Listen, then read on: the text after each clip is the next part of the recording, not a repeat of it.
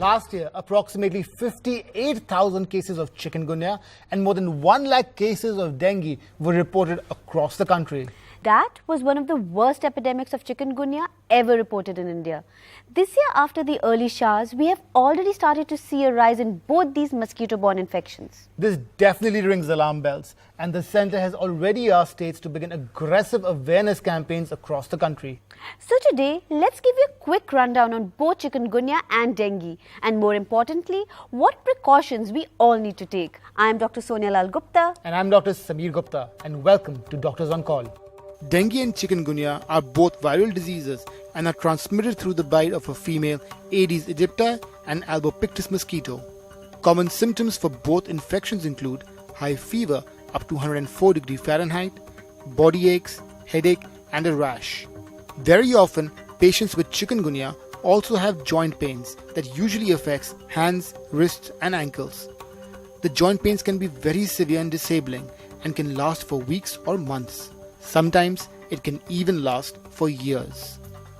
Now in dengue, we see a fall in platelets usually on the 3rd or 4th day after the fever breaks. And that is why it is very important to avoid NSAIDs like ibuprofen or diclofenac. These medicines cause the platelets to further drop and can increase the risk of bleeding. The dengue shock syndrome is a rare but a well-known complication of the dengue infection and can sometimes lead to death. Here, not only is there a severe fall in platelets, but the virus affects the blood vessels, causing them to leak. The leaky blood vessel causes collection of fluid in the lungs and other parts of the body, causing a severe drop in blood pressure. Now, deaths due to chikungunya are rarely seen, but people affected with chronic illnesses like diabetes or asthma are at a higher risk of getting complications. But just in general, there are some important things you need to remember. Now, some populations have to take extra care. Young children, especially below 1 year of age, pregnant women, anyone above the age of 60, especially when they have health conditions like diabetes, high blood pressure, severe asthma, and kidney failure. Now, it is also important to look out for warning signs like difficulty breathing, confusion or loss of consciousness, severe abdominal pain, less production of urine, bleeding in the gums, continuous vomiting, blurry vision, as these problems may be a sign of severe fatal complication and need urgent treatment at a hospital. Now, the best way to prevent any of these diseases, be it chikungunya, dengue, or even malaria, is to avoid being bitten by the mosquitoes altogether. Mosquito repellents play a big role in helping protect us from mosquito bites. The WHO recommends repellents containing DEET, IR3535, or icaridin.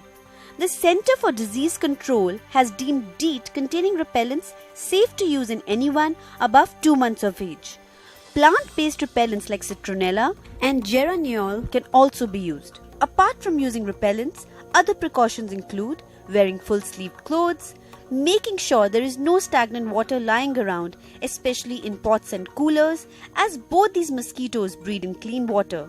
Since these mosquitoes are most active early morning and late afternoon, avoid staying out during these times if possible. The website for the National Vector-Borne Disease Control Program gives you detailed information on how you can protect yourself and the surroundings from mosquitoes. Now, Dengvaxia is a vaccination for dengue, but it is still in research phases and is yet to be introduced in India. And for chikungunya, there is no vaccination. Also, there is no scientific evidence for use of goat's milk or papaya leaves for either of these infections. So please go to the doctor if you have any of the above symptoms. Absolutely. Remember to protect yourself and your loved ones. That's all we have time for today. See you next week.